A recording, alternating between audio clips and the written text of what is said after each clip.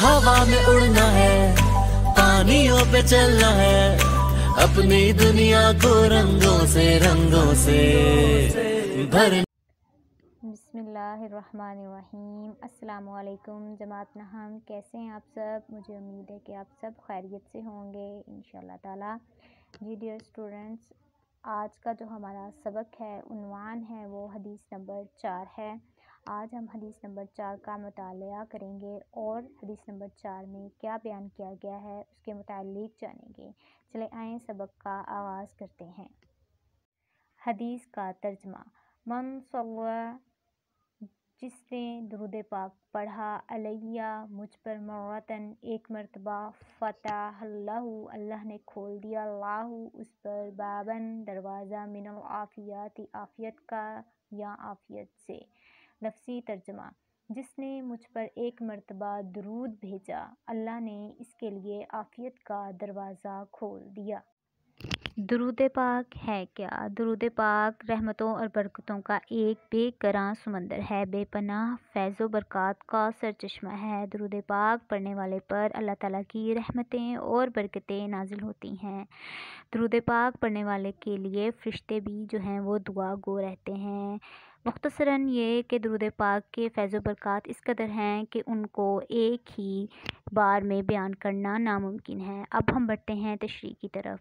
नबी करीम सल्लल्लाहु अलैहि वसल्लम मुहस्सिन इंसानियत हैं। मुहस्सिन इंसानियत यानी इंसानों पर एहसान करने वाले, यानी जितने भी इंसान हैं हम सब के सब नबी करीम सल्लल्लाहु अलैहि वसल्लम के एहसान मंद हैं। नबी करीम सल्लल्लाहु अलैहि वसल्लम तमाम जहानों के लिए रहमत बनकर आए।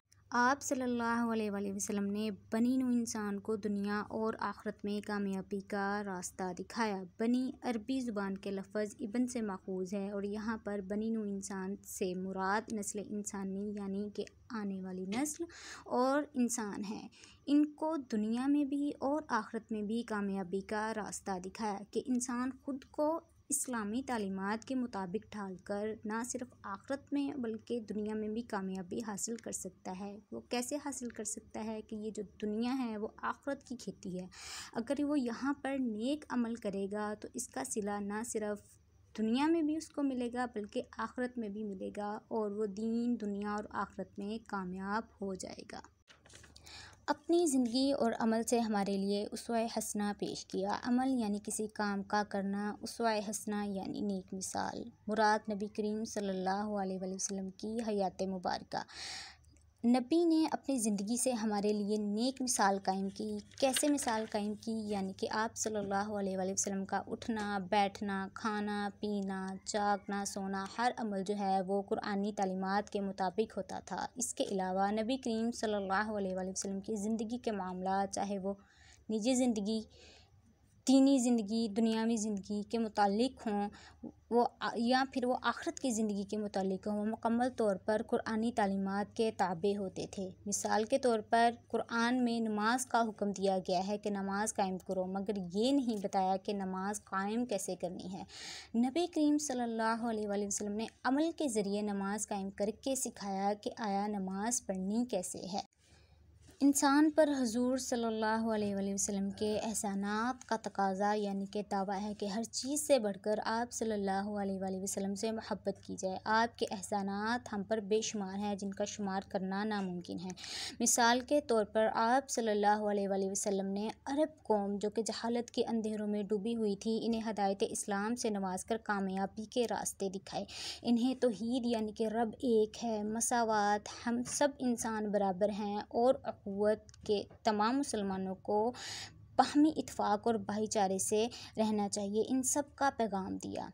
इस्लामी मुआशरे की बुनियाद रख कर दुनिया में अमन कायम किया। ये सब क्या है? ये सब हमारे नबी के एहसान हैं। इसलिए हमें चाहिए कि हम हर चीज़ से बढ़कर जिस चीज़ से भी हम मोहब्बत करते हैं बेइंतहा, चाहे वो माल हो, औलाद हो या फिर कोई और चीज़ हो, इन सब से बढ़कर आपसे मोहब्बत करें। और इस मोहब्बत का बेहतरीन इजहार और अमल की शक्ल जो है वो ये है कि वो आप सल्लल्लाहु अलैहि वसल्लम की तालीमात यानी कि दीन इस्लाम पर अमल किया जाए और मोहब्बत व अक़ीदत के इजहार के तौर पर आप सल्लल्लाहु अलैहि वसल्लम पर दुरूद व सलाम भेजा जाए।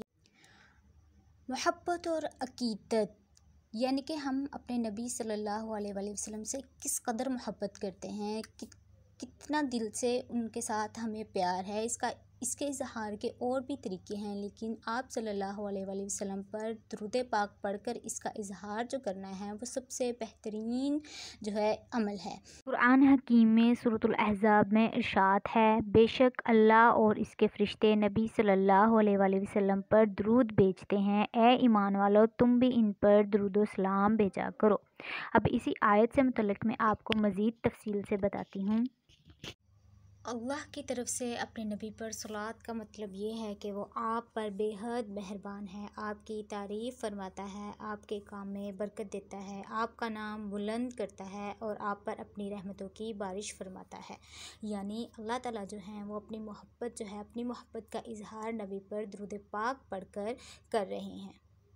ملائکہ کی طرف سے آپ صلی اللہ علیہ وآلہ وسلم پر صلوات کا مطلب یہ ہے کہ وہ آپ سے غائب درجے کی محبت رکھتے ہیں، غائب یعنی کہ بے انتہا آپ سے محبت کرتے ہیں اور آپ کے حق میں اللہ سے دعا کرتے ہیں کہ وہ آپ کو زیادہ سے زیادہ بلند مرتبے عطا فرمائے۔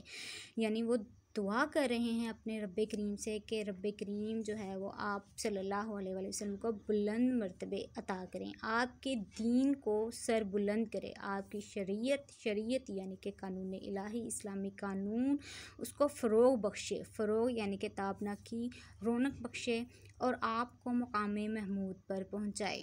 مقام محمود یعنی وہ مرتبہ، وہ مقام جس کا وعدہ آپ صلی اللہ علیہ وآلہ وسلم سے اللہ تعالیٰ نے کیا ہے۔ یعنی کہ درود پاک اللہ تعالیٰ اور اس کے فرشتے جو ہیں وہ نبی صلی اللہ علیہ وآلہ وسلم پر بھیجتے ہیں، اور اللہ تعالیٰ نے ایمان والوں کو بھی تاکید کی ہے کہ وہ کثرت سے نبی کریم صلی اللہ علیہ وآلہ وسلم پر درود و سلام بھیجا کریں۔ اس سے ظاہر ہوتا ہے کہ حضور اکرم صلی اللہ علیہ وآلہ وسلم پر درود بھیجنے کی ہمیں اللہ کی طرف سے بھی تاکید ہے، یعنی اس حکم پر بھی زور دیا گیا ہے کہ ہم بھی آپ صلی اللہ علیہ وآلہ وسلم پر درود بھیجیں۔ درود بھیجنے کا صلہ یعنی کہ انعام، کوئی بھی ہم نیک کام کرتے ہیں تو اس کا جو صلہ ہے وہ ہمیں ضرور ملتا ہے۔ تو درود پاک پڑھنے کا جو صلہ ہے وہ نبی اکرم صلی اللہ علیہ وآلہ وسلم نے خود اس حدیث میں ارشاد فرمایا ہے کہ مجھ پر ایک مرتبہ درود بھیجنے کے بدلے میں اللہ تعالیٰ اس شخص کے لیے عافیت کا دروازہ کھول دیتا ہے۔ مختصراً اور خلاصہ اس حدیث کا یہ کہ درود پاک پڑھنے والے پر اللہ تعالیٰ کی رحمتیں اور برکتیں نازل ہوتی ہیں، اور اللہ تعالیٰ عافیت کا، سکون کا ایک جو دروازہ ہے، در جو ہے وہ اس انسان پر کھول دیتے ہیں۔ یعنی مین بات یہ ہے کہ اللہ تعالیٰ اس پر اپنی رحمتیں اور برکتیں نازل فرماتے ہیں صرف ایک مرتبہ ہی درود بھیجنے والے پر۔ تو سوچے جو ہر وقت کثرت سے اللہ تعالیٰ کہ اس حکم کی تعمیل کریں گے تو ان پر اللہ تعالیٰ کی کس قدر رحمتیں نازل ہوں گی۔ جی اسی حدیث سے ریلیونٹ جو سوالات ہیں بنتے، جن کے نکات کو حدیث میں بہت اچھے طریقے سے میں نے واضح کر دیا ہے، وہ کچھ اس طرح سے ہیں کہ بنی نوح انسان کو دنیا اور آخرت میں کامیابی کا راستہ کس نے دکھایا؟ جس نے نبی کریم صلی اللہ علیہ وآلہ وسلم پر ایک مرتبہ درود بھیجا تو اللہ تعالیٰ نے اس کے لیے کس چیز کا دروازہ کھول دیا؟ محسن انسانیت سے کیا مراد ہے؟ نبی کریم صلی اللہ علیہ وآلہ وسلم پر کون کون جو ہے درود پاک پڑھتا ہے؟ اس کے علاوہ لفظی ترجمہ بھی پوچھا جا سکتا ہے، اور مزید نکات بھی جو ہیں وہ آپ سے کثیر الانتخابی سوالات اور مختصر سوالات کی صورت میں پوچھے جا سکتے ہیں۔ ہم نے حدیث نمبر 4 جو ہے اس کا ترجمہ اور تشریح مکمل کر لی ہے، اور مجھے امید ہے کہ آپ کو اس کی سمجھ آ چکی ہوگی۔ آپ نے اس حدیث کا ترجمہ اور تشریح اچھی طرح سے یاد کرنی ہے۔ اوکے اسٹوڈنٹس، اللہ حافظ۔